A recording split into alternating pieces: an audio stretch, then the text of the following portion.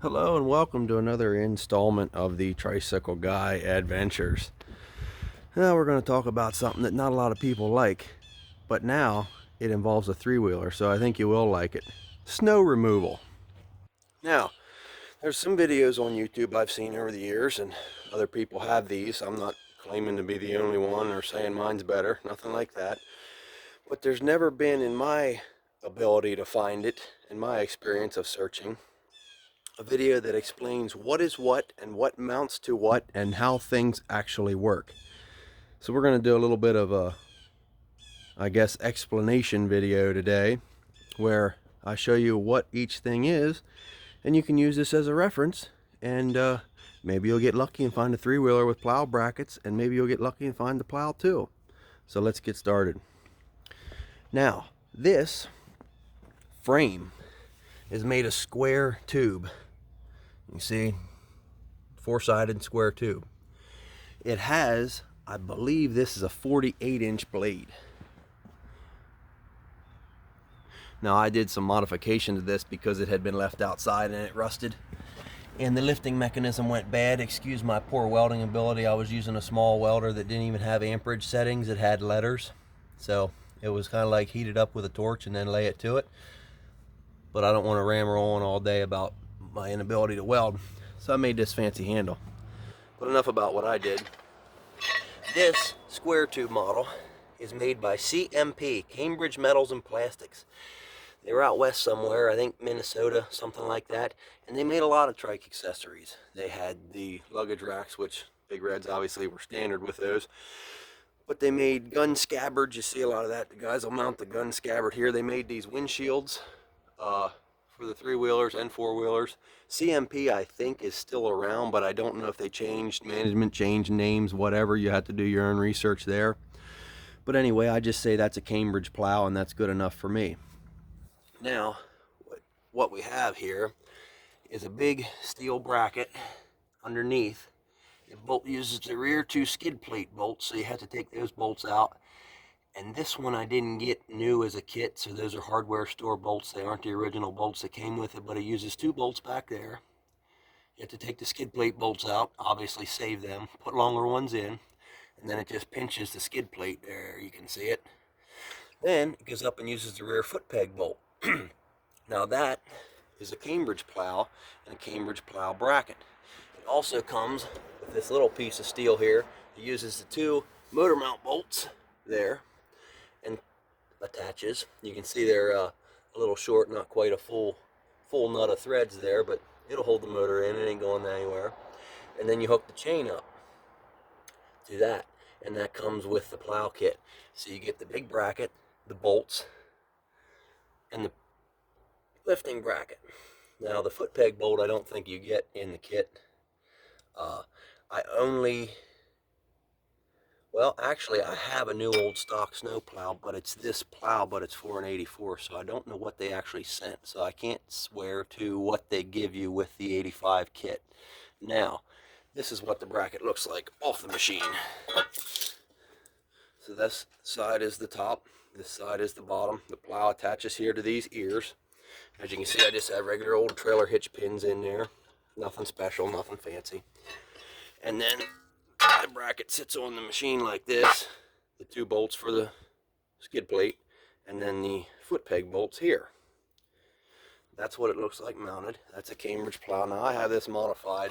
This has been lengthened substantially, so it does lift very hard. That's only one piece of steel that's about 2 inches long, and it doesn't lift high enough.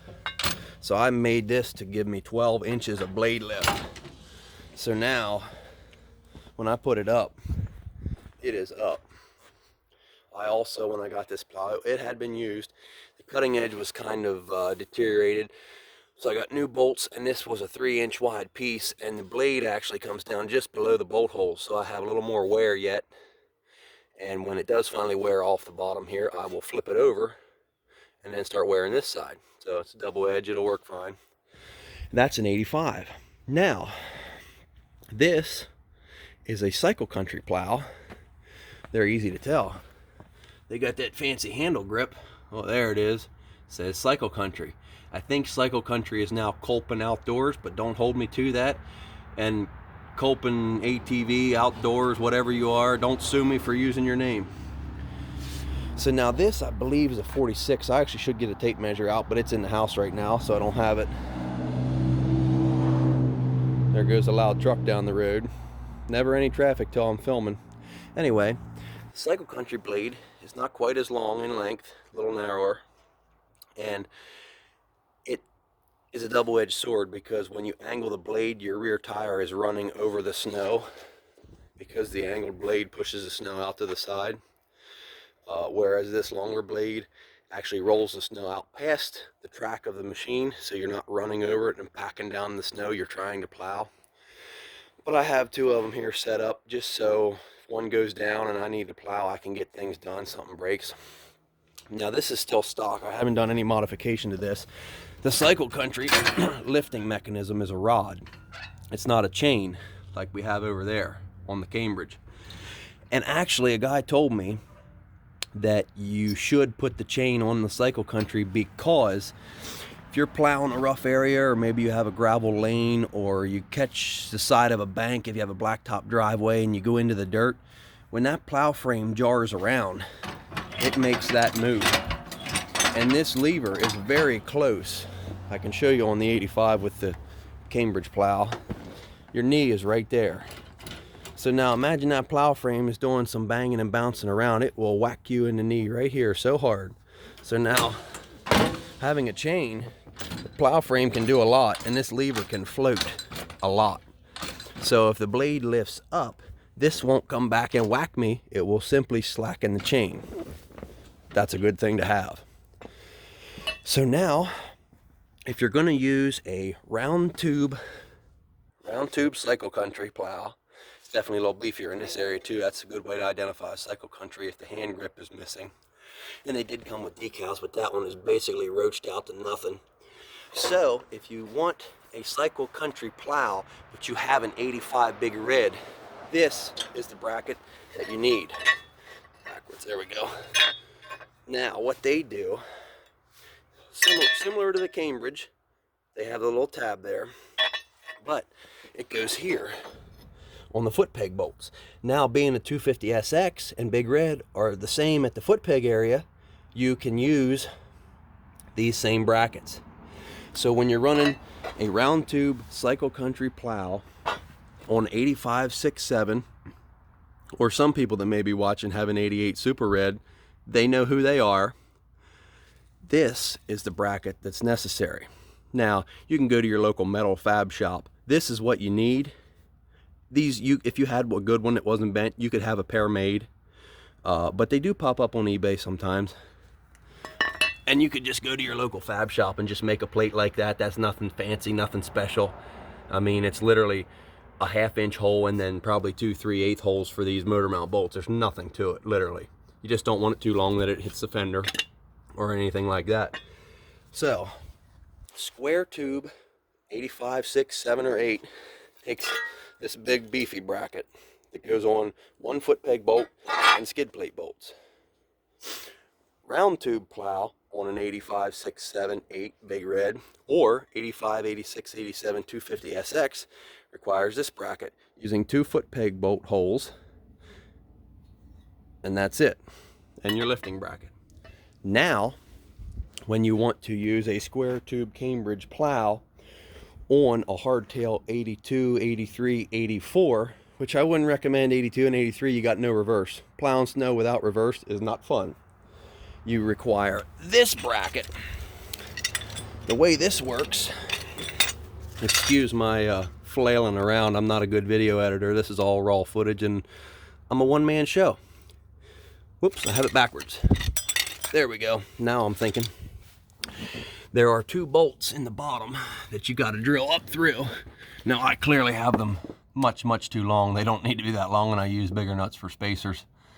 I tend to fix things like a farmer sometimes. And then you go that brace back there. Being a hardtail, it mounts back there because there's no suspension actuation to worry about.